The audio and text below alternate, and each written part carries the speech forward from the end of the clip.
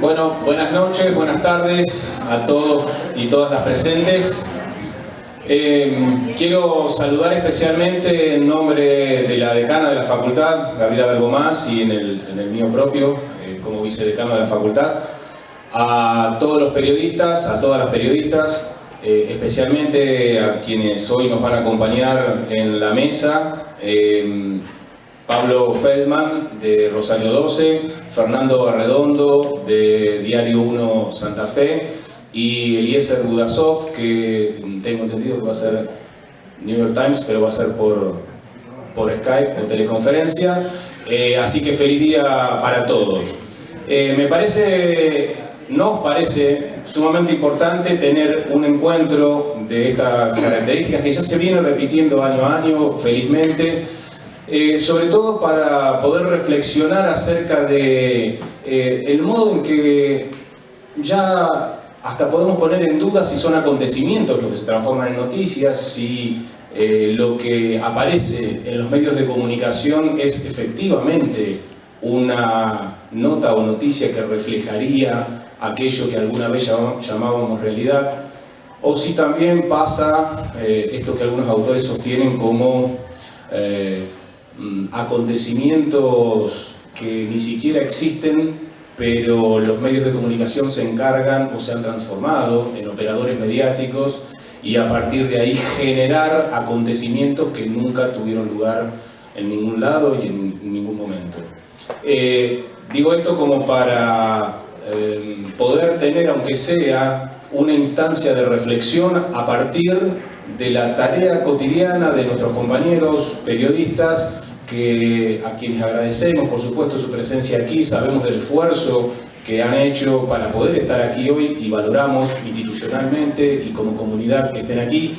Así que vamos a estar atentos a escuchar sus experiencias y a ver qué es lo que pueden compartir con nosotros. Así que bueno, bienvenidos, damos inaugurado formalmente esta mesa y nuevamente feliz día para todos. Gracias.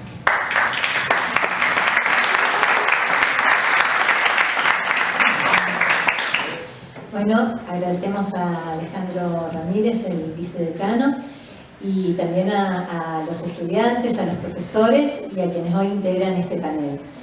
Nosotros este panel lo pensamos como un espacio para pensar el oficio o para repensar el oficio, en el sentido de que estamos permanentemente mirando los distintos medios de comunicación.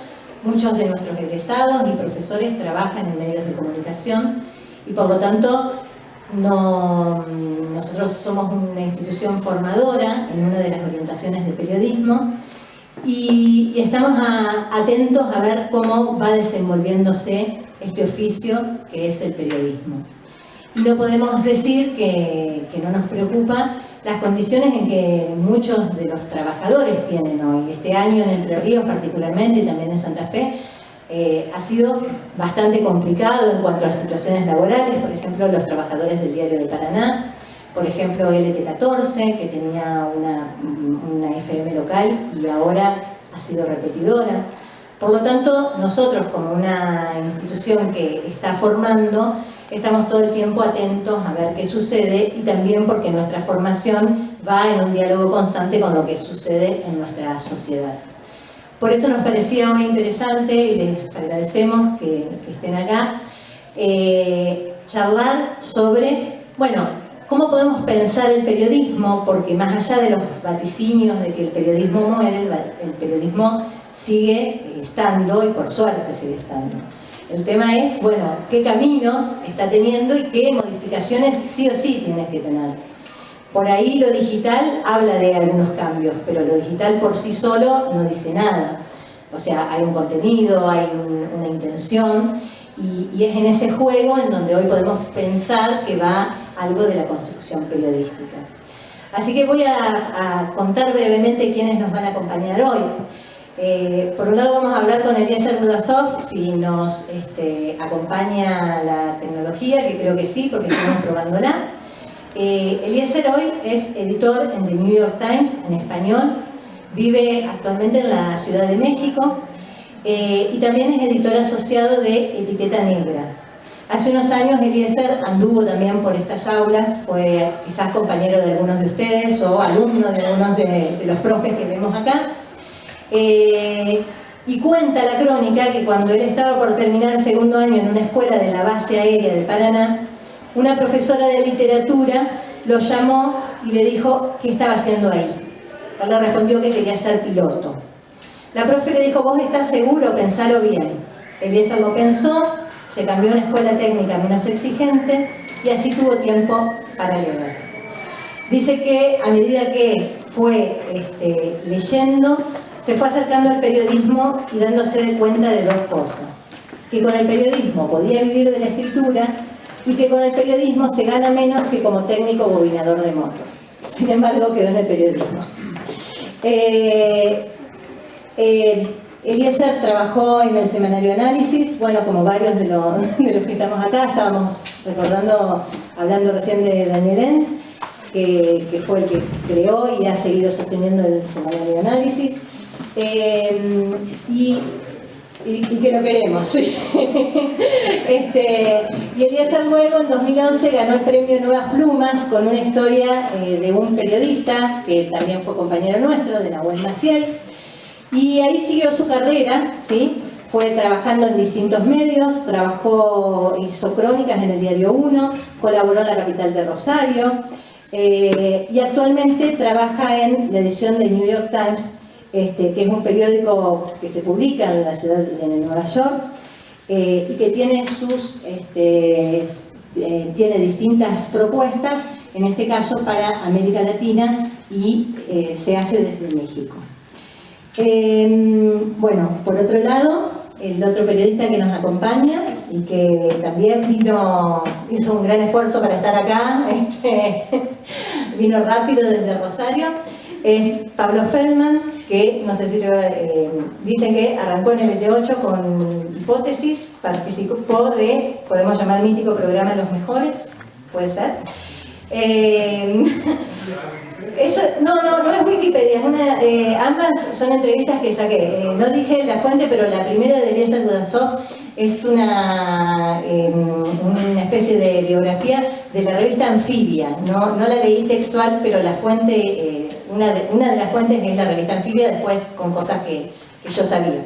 Y después, Pablo, es una entrevista que te hicieron en El Ciudadano. Que es viejita, no es muy nueva, digamos.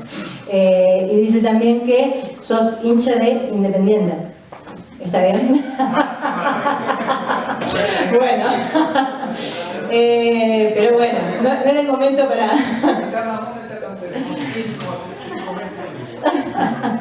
Bueno, también está haciendo un programa de radio que hizo que tuviera que salir corriendo y ya nos va a contar sobre las características de estos medios en donde está desenvolviéndose. Y Fernando Redondo, que también pasó por nuestras aulas, que también muchos de los que están acá fueron profesores, y luego se puso a trabajar también en Análisis y ya se entusiasmó demasiado por el trabajo periodístico y volvió varias veces a la facultad, pero lo llamó más el trabajo, exactamente, pero dice que va a terminar. Trabajó también como redactor de Política e Información General en el semanario Análisis, fue redactor del sitio web entre 1998 y 2000, cuando este sitio comenzó y fue el primero que comenzó a producirse digitalmente.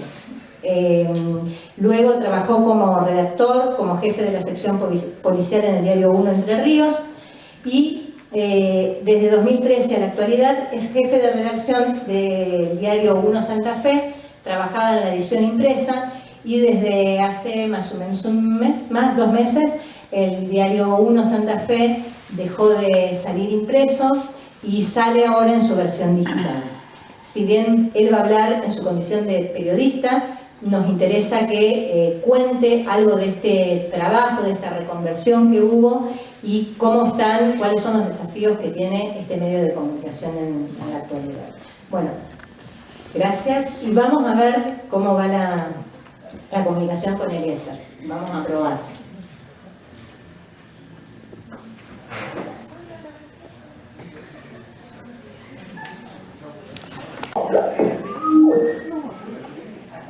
Ahí está. Hola Eliezer, buenas tardes. Un segundo. A ver si lo puedo ver. No, me vas a ver a mí y vas a ver... Lo voy a dar vuelta en todo caso, pero tenemos miedo que si lo doy vuelta se nos desconecte algún cable. Claro. Qué horrible, esa pantalla gigante está atrás. Claro, y no sé... Él nos ve a nosotros, que no somos nada lindos para vernos, pero... Sí, perfecto. Estás viendo la pantalla.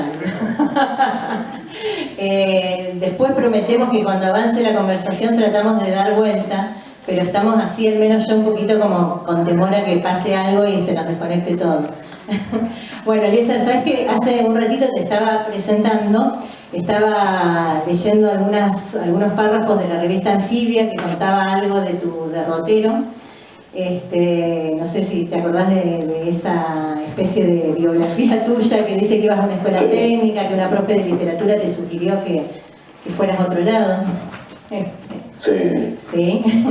Bueno, y queríamos que nos cuentes un poco, si querés empezar, qué estás haciendo ahora en Ciudad de México, qué significa trabajar en The New York Times. Y a partir de ahí que empecemos y hagamos algunas preguntas. Yo les pedí acá, hay profesores, hay estudiantes del primer año de redacción, hay público en general que ha venido, y les pedí a algunos de los estudiantes si quería hacer alguna pregunta que le acercara y que íbamos a tratar de transmitírtela. Y estamos con Pablo Feldman de Rosario 12 y con Arredondo, que no sé si has trabajado con él, con Fernando Arredondo, si en algún momento se cruzaron. Claro que sí, Fernando de hecho es uno de mis primeros editores. Mirá qué buen editor que tuviste. Bueno, sí, claro. ¿No le guarda rencor como editor? ¿Sí? No, para nada. Fernando es un editor brillante. Primero que nada, muchas gracias por la invitación. Digamos, quiero saludar seguro hay un montón de docentes que conozco ahí, saludar a los estudiantes, saludar a Pablo Feldman, que ha inspirado a tantos periodistas en la región, y bueno, saludar a Fernando, que no solamente es un gran amigo, sino que además, como decía recién, es un editor brillante y fue uno de mis primeros editores en el Diario 1. Yo estoy viviendo en México hace aproximadamente 11 meses, ahora en julio se cumple un año. Estoy trabajando, digamos, para el New York Times en español, que es un proyecto relativamente nuevo, que tiene apenas un año y un par de meses.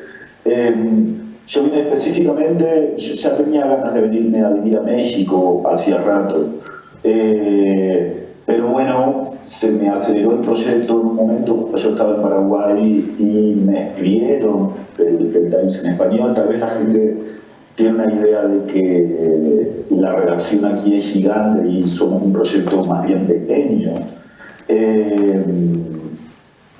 Y ellos me escribieron para ver si no me interesaba sumarme al equipo de editores del Times. Pero no fue tampoco una contratación a ciegas, sino que lo que me preguntaron es si yo estaría dispuesto a hacer algunas pruebas para ver si me contrataban o no. Básicamente nosotros somos un equipo pequeño que forma parte de un proyecto global del New York Times, que tiene también ahora una edición en chino, y tiene ediciones más amplias en Canadá y en Australia, que tiene que ver con, en realidad, digamos, alcanzar un público más global de acuerdo con los tiempos. Y nosotros hacemos un poco de todo. Cuando a mí me ofrecieron venir, un poco la idea era que yo me dedicara, dentro de todo, principalmente a editar algo del contenido original que se publica en el Times en español. Nosotros publicamos, no sé si alguno habrá visto el sitio o la edición en español, pero lo que hay es básicamente una operación de curaduría sobre el contenido que sale en inglés, que eso forma parte de nuestro entre 60 y 70% de lo que se publica, y nosotros hacemos un proceso de selección de textos de todo tipo y de edición de esos textos al español. y tenemos un 30-35% de acuerdo a la época de las agrupaciones que es contenido original en español. Por lo general ese tipo de contenido es algo que yo encargo y yo edito, digamos, ¿no? También lo hacen mis compañeros, ¿no? Hacemos todo de todo, pero es como, digamos, mi principal función, una de mis principales funciones. Todos hacemos de todo, pero cada uno tiene sus especialidades, ¿no? Claro que el porcentaje de lo que sale original es pequeño en relación con el total, pero bueno, si hay eventos muy importantes o si tenemos alguna historia muy buena o todo eso la trabajamos y la producimos para que salga. Decías que era un equipo pequeño, ¿de cuántos? Mira, nosotros en este momento en total, y eso incluye a la social media manager, unas 7 personas, 8 personas. Bien, ese es el número. ¿Que están todos en el mismo lugar en México? Sí, estamos todos en Ciudad de México, y de alguna manera, y un poco relacionado con lo que hablamos antes de los nuevos caminos del periodismo. Yo llegué aquí por un camino medio extraño, digamos, ¿no? Pero una de las razones por las cuales se puede pensar hoy en día en una pequeña unidad así es porque es un medio que es básicamente editorial, pero nosotros contamos, digamos, con periodistas que existen por toda América Latina. Y a mí me gustaría decir algo que es un poco arriesgado, pero creo que es absolutamente cierto, y es que el mejor periodismo que se está haciendo hoy en América Latina se hace por fuera de las redacciones de los medios tradicionales. Contabas que eso también tenía que ver, o vos asociás, cómo fue tu camino en el periodismo y que no ha sido de lo más tradicional en el sentido de que no estuviste demasiado en medios de comunicación, por decir, tradicionales durante mucho tiempo, que has ido buscando distintas propuestas. Claro, yo he ido haciendo un poco de todo, primero porque me gusta la profesión en general y porque no creo que esté acotada, digamos, exclusivamente a la redacción de un periódico, ¿no? Pero también tiene un poco que ver con que a mí siempre me ha apasionado, digamos, el periodismo narrativo. Estas crónicas largas, bien escritas, digamos, con mucho espacio. Y desde que yo empecé hasta ahora, pero en ese momento ya era así, es algo que es una pésima idea para subsistir económicamente. Y además prácticamente no existen muchos espacios de publicación.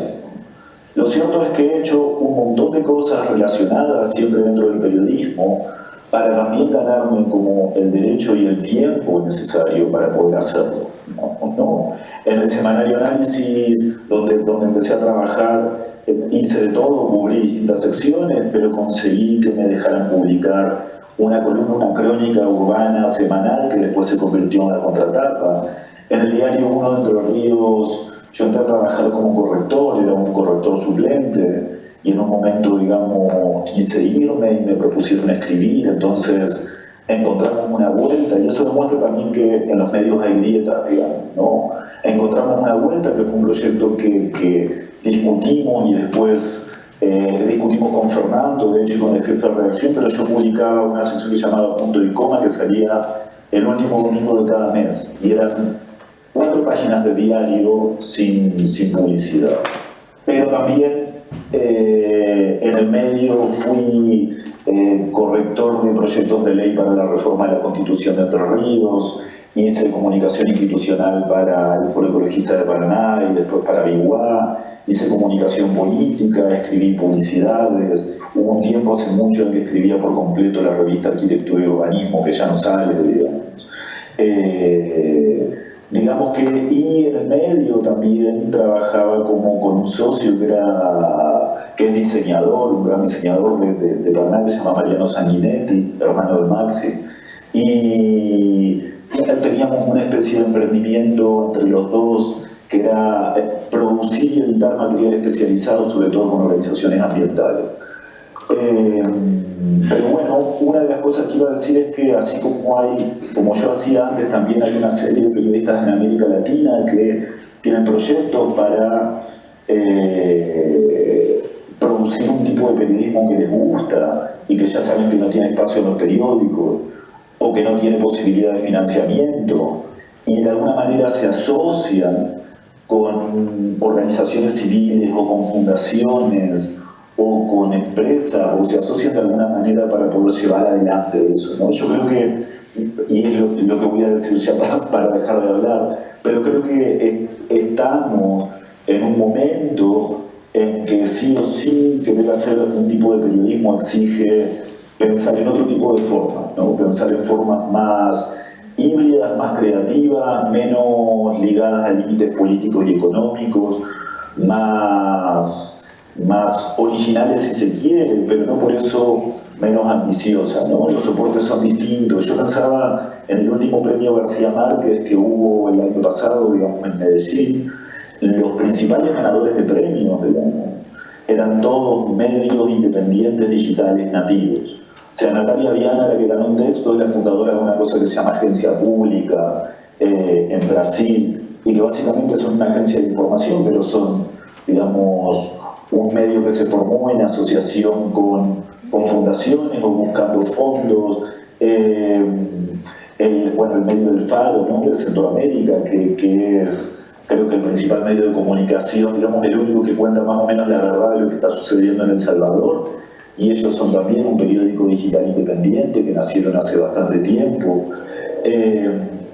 Yo tengo ahora un par de amigos que están haciendo una serie de reporteo por toda América Latina, tratando de contar por qué en América Latina la gente se mata tanto, ¿no? Están recorriendo las principales capitales, las más violentas, digamos, ¿no? En Río de Janeiro, estuvieron en Río de Janeiro, en San Pablo, en Brasil, ahora están en Colombia, después se van a Centroamérica, y ellos básicamente armaron un proyecto y empezaron a buscar cómo conseguir el financiamiento de eso. Entonces, nada, creo que es un momento complicado para pensar en formas tradicionales de periodismo, y creo que de alguna manera estos tiempos tan duros, digamos, en algunos no digo periodistas, en algunos medios estimula la miseria, pero en algunos otros estimula el ingenio, digamos, ¿no? Bueno, está bueno escuchar eso, porque en algún modo esto de repensar el oficio es alentador decir, bueno, hay que buscar. Seguro que rico no nos vamos a hacer, ¿no? Desde ahí. No, claro. Quería consultarte, hablaste de México, pasaste tangencialmente, ¿lo vivís? ¿Se siente? ¿Cómo se reproduce en la opinión pública? Lo que ha sucedido con los periodistas mexicanos asesinados en los últimos tiempos y que aparece en la opinión pública, o al menos acá transmitido como bueno, una dificultad importante, una situación complicada para hacer periodismo. Lo que querías ver es tu visión y si lo vivís cotidianamente allá. Bueno, digamos, mira, la situación en general sí es muy complicada, o sea, la situación sí es muy complicada porque paradójicamente el periodismo que trabaja acá uno de los temas más centrales y complicados en el país, que es el narco y la relación del narco con la política, que está tan cercana, sobre todo, digamos, en algunos estados, es obviamente el tipo de periodismo que menos protección tiene de parte del Estado, ¿no? Javier Valdés, el último periodista asesinado, digamos, de Culiacán, en Culiacán, de Río 12, era un periodista que de hecho contaba con premios internacionales súper importantes y con pedidos de protección de distintas organizaciones internacionales hacia el gobierno, ¿no? A ver, en el Distrito Federal no se siente. En el Distrito Federal no se siente en el sentido de que es una especie de... Yo no sé si existe un acuerdo, eso no lo sé, pero es una especie de terreno donde eso no sucede. Si bien asesinaron a un fotógrafo que venía huyendo de Veracruz, digamos, hace un par de años, pero en el Distrito Federal eso no sucede. lo que sucede son otras cosas, ¿no? O algo a lo que estamos más acostumbrados todos los que hemos pasado por una relación, y son las presiones políticas, las operaciones y ese tipo de cosas, ¿no? Lo cierto es que la relación entre los periodistas de México, de la capital de México, y la de los estados es muy íntima, y está todo el mundo, digamos, viendo qué hacer. O sea, si bien siempre hay un reclamo, siempre hay reclamos internacionales, ahora empezó, de hecho hoy mismo se presentó una iniciativa que la hizo un centro cultural que se llama Horizontal, que está dirigido por Guillermo Sorno, un tipo que dirigía la revista Gato Pardo, que fue durante mucho tiempo una inspiración para el periodismo narrativo, en que han convocado a mesas a periodistas, pero también a distintas personas, para que empecemos a pensar cómo hacer con esto, digamos, ¿no? Y qué se puede hacer con esto. Porque efectivamente no se puede contar aquí, digamos, creo yo, con la protección estatal. Eliezer, Fernando. Fer, gracias, querido. Sí, una pregunta, a ver si estás en condiciones de responder. ¿Cuál ha sido el impacto ahí en México del acceso de Trump al poder en Estados Unidos? ¿Qué impacto ha tenido eso sobre la producción periodística, tanto en México como en Estados Unidos? Sí.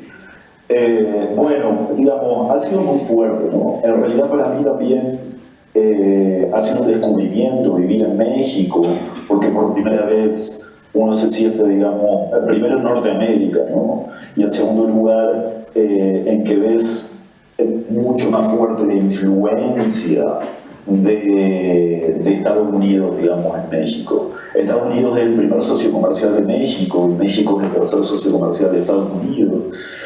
Las naranjas que uno acá compra en el supermercado vienen de Estados Unidos, ¿no?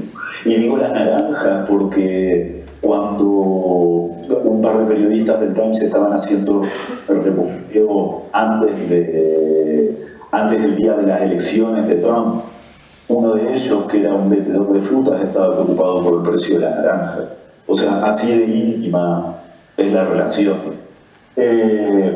Mira, en cierto sentido yo creo que el fenómeno ha sido muy importante para los medios de comunicación, pero no solamente de acá. O sea, hay una cierta dimensión espectacular de Trump que creo que ha sido un fenómeno, pero para todos los medios. Como que todos nos hemos quedado fascinados ante este personaje, digamos, como caricaturesco e histórico, y no lo podemos creer, ¿no? Es como una cosa media morbosa. Acá además tuvo determinados ribetes de la política interna, ¿no? Porque, digamos, hubo como movidas con los cancilleres, una cosa increíble que es como, no sé si se acuerdan, pero Peña Nieto fue un presidente que invitó a Donald Trump cuando era candidato, digamos, ¿no? Y cuando Donald Trump estaba insultando a los mexicanos, ¿no? Entonces, es la primera vez que yo he visto que un acto público de un presidente se considera como un agravio personal por cada mexicano con el que habla, digamos, ¿no? Y a la vez, digamos, también, o sea, ha generado como mucha atención de los medios de comunicación y ha generado ciertos fenómenos políticos interesantes, digamos, que tienen que ver con, no sé, Slim salió a hablar en un momento, pero Carlos Slim no es un dirigente político acá, y salió a hablar, y su conferencia de prensa se transmitió en vivo por todos los medios de comunicación, ¿no? Y toda la gente estaba muy atenta a eso. A la vez el peso mexicano no se ha devaluado como se pensaba después de la victoria de Trump, sino que ha ido mejorando. Es la moneda con mejor desempeño en el mundo desde la asunción de Trump. Y bueno, en realidad los medios acá están muy ligados a eso, y todo el tiempo hay una especie de cobertura, pero no tanto de los mexicanos, que hace rato saben, los mexicanos hace rato saben que sus paisanos emigran a Estados Unidos, digamos. Lo que hay mucho es un interés de los medios del mundo por contar las historias de los mexicanos y de los centroamericanos que emigran a Estados Unidos. ¿Qué tal? Yo soy Pablo Feldman. Un gusto escucharte y verte, Y agradecido por las palabras del principio, que son una exageración. Claro, yo me ponía a pensar lo que decías vos de los mexicanos y pienso también los argentinos, ¿no? Aquí en Paraná o en Rosario o en cualquier lugar. Si un mexicano no está espantado porque Peña Nieto es presidente, ¿qué se va a espantar porque Trump es presidente de los Estados Unidos, ¿no? Digo, si a nosotros nos preocupa alguna de las cosas que dice Donald Trump y tenemos de presidente al ingeniero Mauricio Macri, uno puede pensar que hay una cosa extraña o muy, digamos, casi diría yo esotérica, pero la verdad es que vivimos acá y que vemos el día a día lo que va ocurriendo y que vemos los ministros, las cosas que dicen y las cosas que hacen. Entonces la caricatura de Trump a lo mejor es la que llama más la atención, incluso hasta en los aspectos formales, ¿no? Ese jopo, ese pelo de un color que no existe en la naturaleza, ¿no? Que es producto de un laboratorio químicamente obtenido, esa corbata roja que usa solamente él, y antes lo usaba un jugador de fútbol que se llamaba Caselli, que era chileno, y lo usaba para homenajear a Salvador Allende, no creo que sea el caso, ¿no? Entonces, a mí me da la sensación que lo que pasa con Trump y la opinión pública, que no es el pueblo, que es la que tiene acceso a los medios de comunicación y en la que forma muchas veces esa idea de lo que está pasando y en realidad lo que creemos que está pasando, es como si Drácula se afeitara a la mañana y se asustara porque se corta y ve sangre, ¿no? Pues sí, no puede ser. Nosotros no podemos asustarnos de Trump, no podemos conmovernos por las cosas que dice Trump en países en donde hay gobernantes que cíclicamente han reemplazado a aquellos otros que hoy resultan ser una amenaza. Porque la mayoría de la gente en la Argentina que eligió votar, por ejemplo, por el presidente Macri, dijo si no votábamos a Macri íbamos a terminar como Venezuela. Y vos le preguntás cómo está Venezuela y te muestran algunas imágenes de lo que produce CNN, pero no te cuentan lo que era Venezuela antes de Chávez, con analfabetismo, mortalidad infantil, deserción escolar, dueños absolutos del poder y de la vida de las personas. Igual te asustan, diciendo vamos a terminar como Venezuela. Quiero decir, y con esto termino porque más que preguntarte te estoy haciendo escuchar mi opinión. Me da la sensación que en aquellas latitudes tan cerca de Estados Unidos y tan lejos de Dios, el hablar de Trump, escribir en los medios de comunicación tradicionales, como bien dijiste vos, debe ser algún tema bastante recurrente y, por cierto, no digo complejo, pero a ver, para un periodista que tiene que hacer crónicas políticas a diario, ¿no? Me parece que Trump es un apéndice, es un detalle de color, ¿no? Que no es el grueso, no es el centro de la nota, no es la cabeza, ¿no? Claro. Bueno, sí, es complejo, es cierto, digamos, ¿no? Es cierto que en realidad es un disparador para otros temas, pero porque efectivamente, o sea, este tipo tuitea, digamos, alguna cosa respecto de la renegociación de el TLC, el Tratado de Libre Comercio de América del Norte, y eso tiene efectos concretos sobre la vida de las personas, digamos, ¿no? Ahora, a mí me gustaría distinguir como un par de cosas. Por un lado, lo que vos decís es que una lectura muy común, pero eso ya es en Estados Unidos y no en México, y que nosotros acá siempre pensamos en las reacciones que como Trump es el más latinoamericano de los presidentes de Estados Unidos, digamos, ¿no? O sea, en este sentido, digamos, también de ser un showman, de también tener esta estrategia que todos nuestros presidentes han tenido de pelear por un lado, digamos, de armar un conflicto por un lado y estar haciendo otra cosa, de armar un conflicto que solamente él pueda resolver, digamos, ese fenómeno complejo de ser un showman, digamos, que digo, a ver, separado de cualquier valoración política que uno pueda hacer, digamos, por ejemplo, eso es, hubo muchas comparaciones también con Chávez en el sentido, digamos, histriónico del término, ¿no? En el sentido de poder encantar o seducir a un público. Pero hay una cosa que a mí sí me ha llamado la atención y es una gran diferencia entre Argentina y los países de América Latina donde yo he vivido. Ya me pasó en Perú, yo viví unos 2 o 3 años en Perú, ¿no? Que la gente del ciudadano de a pie, para no decirlo, digamos, como la gente La rosa. Sí, que digamos que habla de política, si bien tienen como el mismo enojo y el mismo odio que tenemos en América Latina. Yo no he escuchado, la gente no se considera por fuera de la cosa pública. Digamos, no he escuchado mucho a la gente decir, como en Argentina, digamos, un montón de gente dice, es como, pero este país es una mierda y no sé qué, o sea, aquí se hacen críticas, digamos, pero hay mucho en primera persona del plural. Y me parece que digamos, que marca una gran diferencia también respecto del modo en que la gente se relaciona con la política. Bueno, Eliezer, muchas gracias. Y lo último, antes de terminar, ¿México es un buen lugar para el periodismo narrativo? Bueno, a ver. Hay para hacer caramelo. No hay para hacer caramelo, digamos. El periodismo narrativo no es para hacer caramelo en ningún lugar del mundo, digamos. Bien, está bueno. Pero yo creo una cosa, y es por la cual yo me quería venir a México, voy a decir una cosa más o menos objetiva, que creo que es objetiva, y es que básicamente es un gran mercado para hacer periodismo, de distintos tipos de periodismo.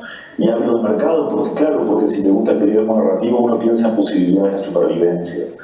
Pero lo que sucede también tiene que ver con, no solamente con su ubicación geográfica, sino con que solamente Ciudad de México, el DF, tiene 22 millones de personas, ¿verdad?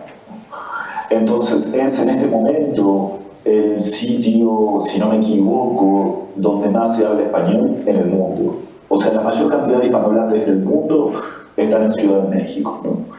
Entonces me parece que, bueno, si uno hace periodismo en español y no está tan ligado, digamos, como a una estructura familiar o algo así, yo creo que México sí es un lugar. Hay mucho movimiento, todo el mundo, digamos, en el periodismo le pasa mal, como en todos lados en este momento, digamos, pero a la vez también, digamos, es intenso y suceden cosas y la gente va produciendo cosas. Sí creo que es un gran lugar para explorar, digamos, con el trabajo periodístico. Bueno, muchas gracias. Por ahora te quedas ahí, en México. Sí, Gracias, Eliezer, periodista. A ver si puedo dar vuelta y ves la gente. A ver. ¿Me escuchás ahí? ¿Ves los saludos ahí?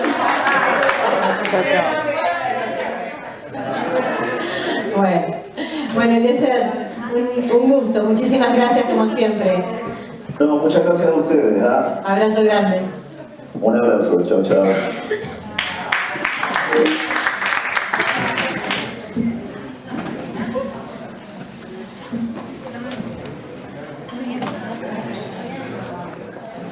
Pablo, que estuvieron trabajando ahí. No debería ser gran cosa, pero vieron que justo en esos momentos es cuando no anda bien la conexión. Si les parece, y gracias por haber participado de la conversación, seguimos entonces. Pablo, ¿querés? Bueno, buenas tardes, porque no había saludado antes. Gracias por la invitación a la gente de la facultad, por supuesto, la generosidad de hacerme llegar hasta aquí. No es ni el esfuerzo, ni mucho menos, que acaban de relatar. Me trajo un remis, muy bien, salí del canal, me subí al remis, vine acá, converso un rato con ustedes, charlamos después, estuve con la gente del Centro Audiovisual y después vuelvo a tratar de llegar al cierre de Rosario 12, brindar con los colegas y mañana a la mañana tengo radio temprano, por eso le erré en el día, creí que era viernes y me iba a venir, me iba a quedar a dormir, con la familia, porque tenemos familia acá y todo, pero bueno. Les agradezco que estén aquí, la atención que han prestado. Lo de Eliezer es realmente muy atractivo desde el punto de vista de una experiencia de un profesional trotamundos, una suerte de Ernest Hemingway de estos tiempos. Ojalá además le agregara lo que ha facturado Hemingway. Sé que toma lo que toma Ernest, sí, toma lo que toma Ernest, pero bueno, al margen de eso, la verdad es que está, como bien dijo él, en Roma. Roma, quiero decir, en el Imperio Romano era Roma, era el centro. Después, para el periodismo y habla hispana y las letras, es México o es Madrid, ¿no? Pues nosotros estamos en Rosario, yo por lo menos, y ustedes muchachos aquí en Paraná. Y digo esto de ustedes aquí en Paraná porque sin perjuicio de la globalización, los soportes que permiten estar en cualquier lugar del mundo en el momento que uno quiera, desde el punto de vista de la información, la formación, que es la que permite en alguna medida metabolizar esa información, no son juegos de palabras, es lo que ustedes van a recibir acá en la universidad pública, en el contacto directo con la sociedad, en el día a día, con sus amigos, su familia, con la calle, con los problemas que ocurren aquí y con una visión y una perspectiva mucho más amplia que a través de la posibilidad que brinda Internet, fundamentalmente, también pueden incorporar.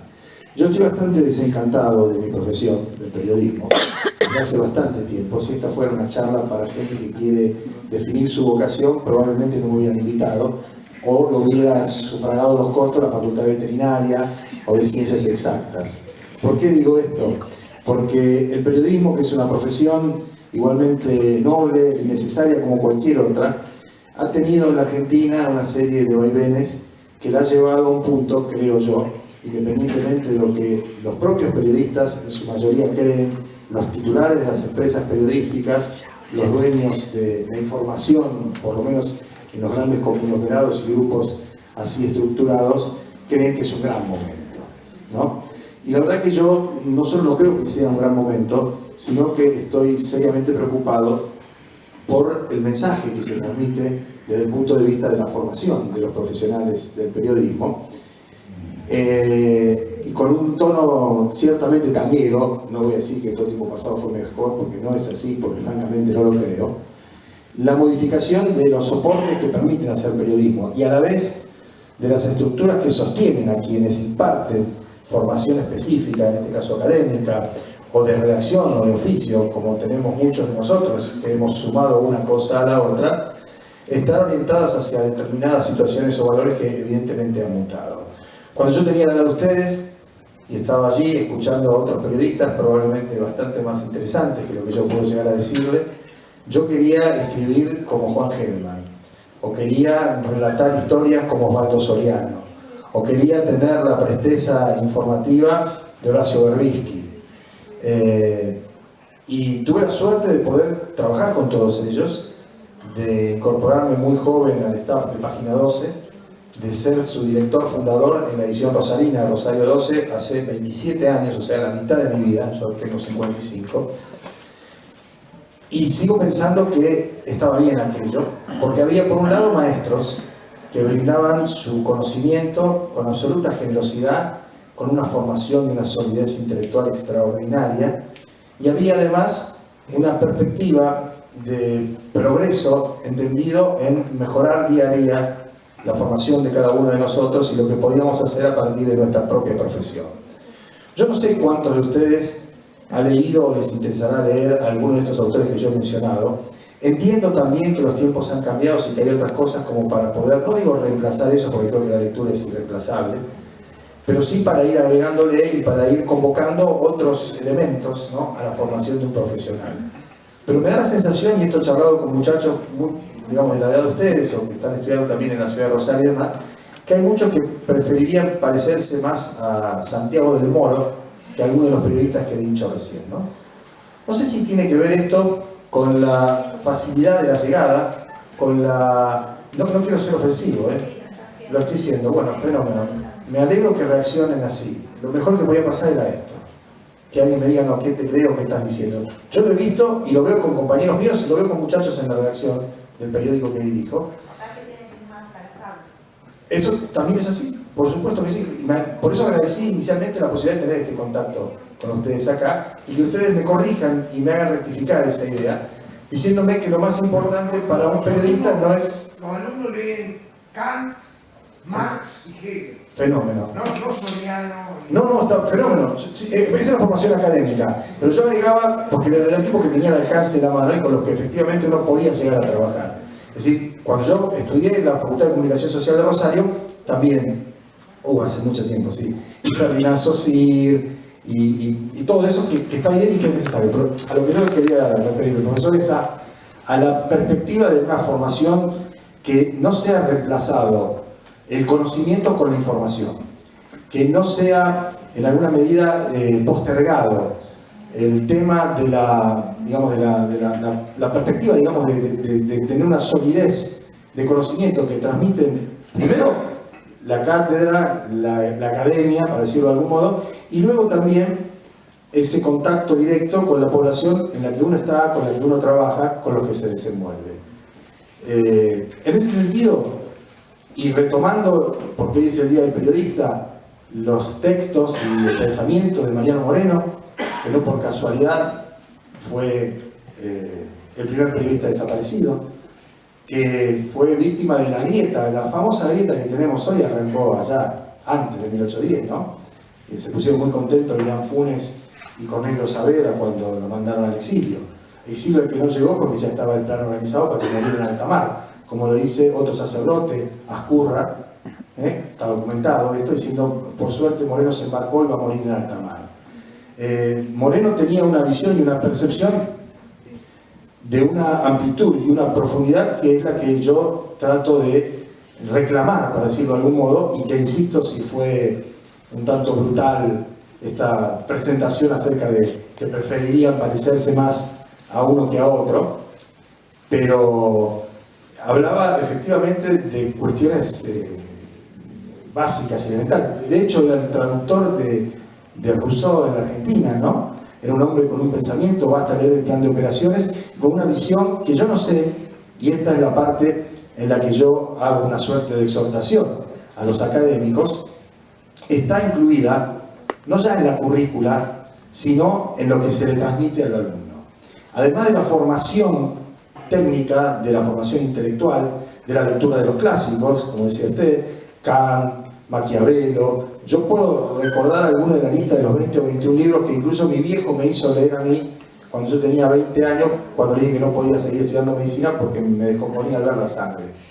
Me dijo, bueno, vamos a leer estos 20 libros, ¿no? Y estaba Faulkner, y estaba Steinbeck, y estaba Hemingway, y estaba Hermann Hesse, y estaban todos esos. A lo que yo voy también es que esta perspectiva en la profesión nuestra, en los tiempos que corren, de la repentización, de la velocidad, de lo efímero, del bombardeo,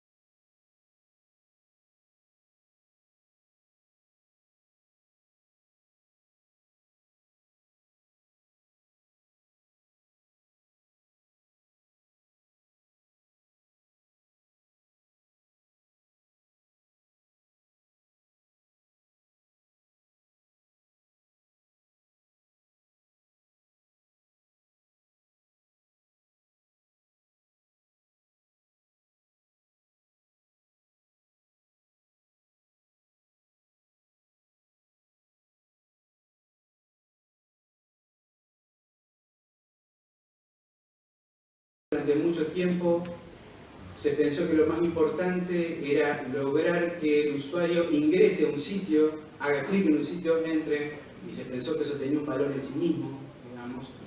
Afortunadamente, y esto es positivo para nuestro oficio, eso ya está dejando de considerarse así. Hoy los medios de comunicación, que estamos en lo digital, ya no estamos trabajando solamente en función de ganar más clics. Nosotros hoy lo que queremos es que la gente se quede dentro de nuestra página, que consuma nuestros contenidos. Y para que consuman nuestros contenidos tenemos que producir contenidos con valor, tenemos que producir contenidos relevantes, contenidos que interpelen o contenidos que respondan a sus dudas, a sus expectativas, etc. Tenemos que generar contenidos de valor. Yo creo que ahí en ese punto hay mucho para explotar, digamos. Por eso por ahí cuando se dice, bueno, pero en lo digital el periodismo termina siendo chabacano, uno termina viendo, y esto te lo dicen las mismas métricas, las métricas con las que uno analiza, digamos, el comportamiento de los usuarios, cómo le va yendo a nuestra página, que una nota bien trabajada, bien elaborada, que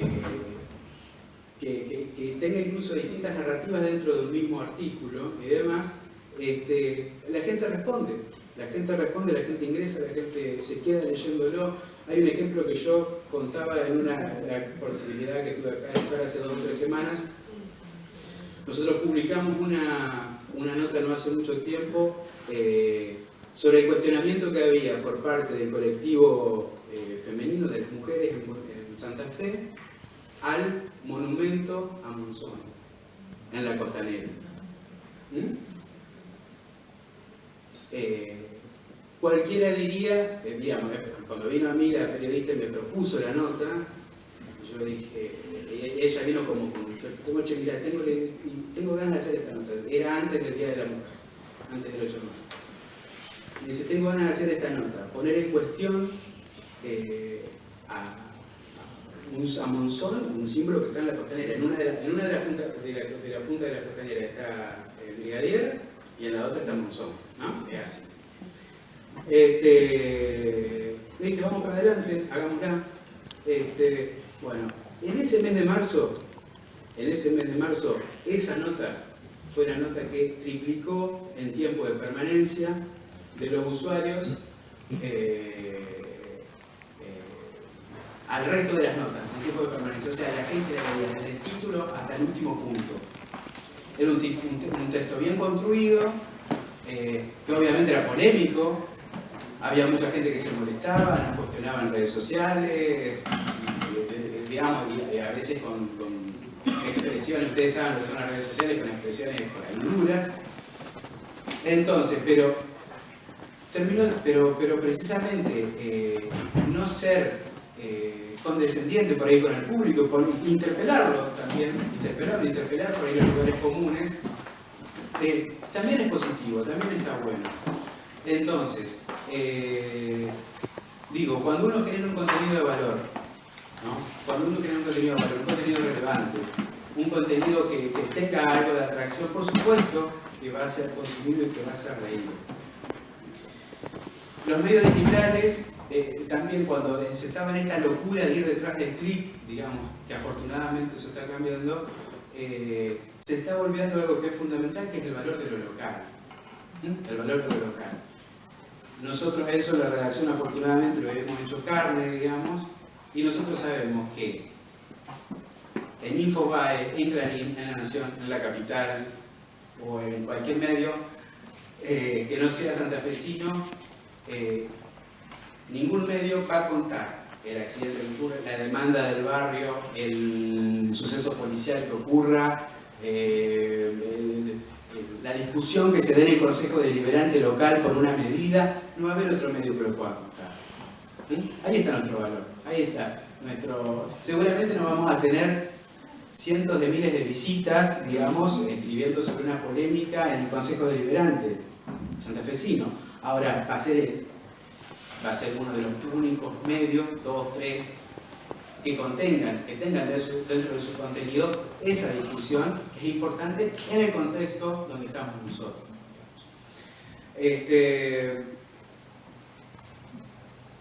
Entonces me parece que ahí hay por supuesto, posibilidades a explotar, digamos, muchas todavía no recorridas y que hay que hacerlas. A ver, hay desafíos por delante. Hoy día el 50% de los datos que se consumen para celulares, el 50% de los datos son para videos, ¿no? Para consumo de videos. Hoy. Se supone, se estima que en 2020 será el 75%. El 75% de los datos que se consumen de telefonía móvil serán para videos. ¿Qué hacemos nosotros frente a eso? ¿Qué hacemos los medios de comunicación frente a eso? Videos. Ahora, ¿pero qué tipo de videos hacemos? Bueno, ahí tenemos que poner en juego nuestra experiencia, lo que nosotros sabemos, contar historias locales, contar historias de interés, no dejarnos llevar por hacer un video simpático y gracioso, si lo quieren hacer que lo hagan, digamos, pero del gatito, del vecino, no. Tratemos de contar historias, tratemos de la historia que quizás es compleja, fijemos cómo podemos hacerla de algún modo más fácil de consumir, digamos. Hay veces que se puede, hay veces que no se puede, pero hay que intentarlo. Decía yo que los cambios que existen, los cambios que las nuevas tecnologías han implicado, digamos, han llevado a cambios que en algunos casos son radicales dentro de las redacciones. Hoy día se han generado roles que hasta hace 5 años atrás, no estoy yendo muy lejos, hasta hace 5 años atrás no existían. Hablaba recién de editores de video, análisis de, digamos, a ver, el año pasado yo estuve en un encuentro, tuve la oportunidad de hacer un encuentro en Buenos Aires, donde hubo gente del Washington Post que contaba, habló que es el líder del Departamento de Desarrollo de Audiencias, que es un equipo de 22 periodistas que solamente trabaja sobre el análisis de métricas. Solamente trabaja sobre el análisis de métricas, ¿no? Análisis de métricas implica quién te consume esta nota, desde dónde te está entrando, desde qué lugar, desde qué país. ¿Y eso para qué? Eso para entender por qué te están consumiendo lo que te están consumiendo y perfilar hacia dónde tiene que ir tu producción. Bueno, no había análisis de métricas hace 3, 4, 5 años atrás. De hecho, nosotros en la redacción todavía no lo tenemos. Sí hay un conocimiento de las herramientas. Hay olfato acá, pero el olfato hoy también me ha ayudado por un montón de herramientas que permiten saber qué nota es la que está funcionando, qué nota es la que no está funcionando. Por lo tanto, bueno, ni hablar la figura por ahí castigada de community manager, que no es solamente una persona que postea cosas en redes sociales. Digamos, también tenemos que superar ese estigma, digamos, que se ha generado sobre la gente que trabaja en redes sociales. Yo le doy valor al que trabaja en redes sociales, porque algo desde las redes sociales te llega, algo te están diciendo. Obviamente, uno no puede seguir todo el tren de lo que te están haciendo en redes sociales, pero sí hay que leerla, sí hay que ver qué te está diciendo que te consume desde ahí, o qué te consume, por qué te consume.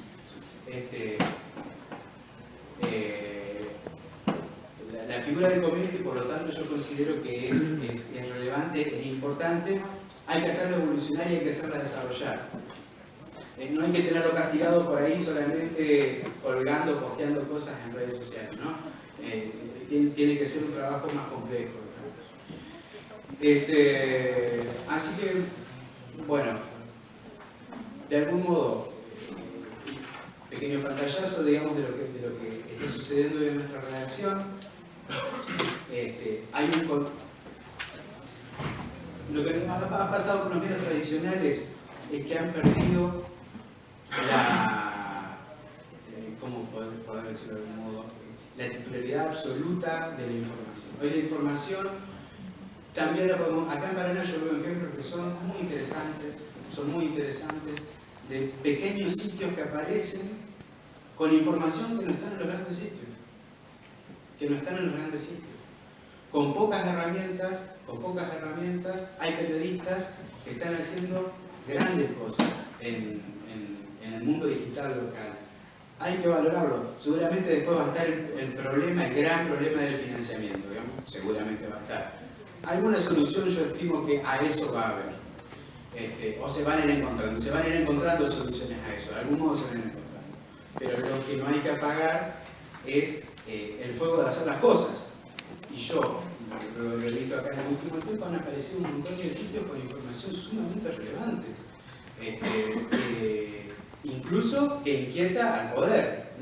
Información que inquieta al poder. Una nota bien trabajada, bien investigada, que no aparece en los medios tradicionales, pero aparece en un sitio de modo prolijo, de manera rigurosa, digamos, y tiene un poder de conmover, como quizás a veces no lo tienen los contenidos de los grandes medios. Hay que valorar eso, hay que consolidar ese camino, hay que ayudarlo. Yo creo que, por eso mismo yo considero que la irrupción de las nuevas tecnologías, más allá, no niego lo que dice él, que ha habido, sí, en muchos casos, un empobrecimiento, digamos, de la producción periodística.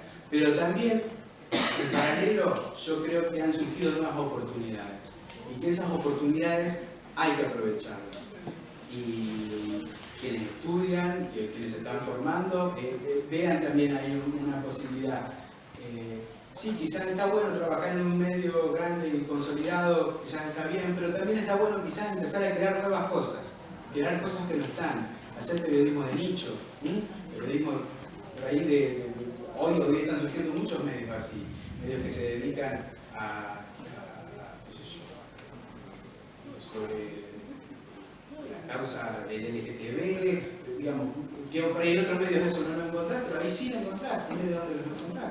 Bueno, creo que hay un camino muy grande para explorar, un camino muy grande para experimentar, y hay una cosa que no hay que perder, la curiosidad de lo que pasa en el periodismo.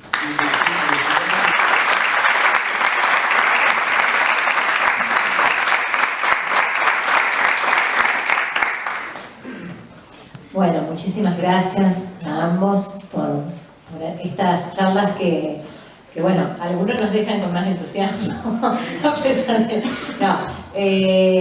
No, cuando yo lo escuchaba también decía así, uno, a ver, cada 7 de junio uno empieza, pero quedes encantados, y yo creo que sí, que hay parte de los periodistas, y yo siempre me acuerdo de lo de García Márquez, aquella conferencia que da cuando dice el mejor oficio del mundo y empieza a criticar ciertas cosas. Pero valoro en eso, sí, lo que uno destaca del oficio, ¿no? Que es la curiosidad, el saber que trabaja, que es un servicio público, que trabaja con gente.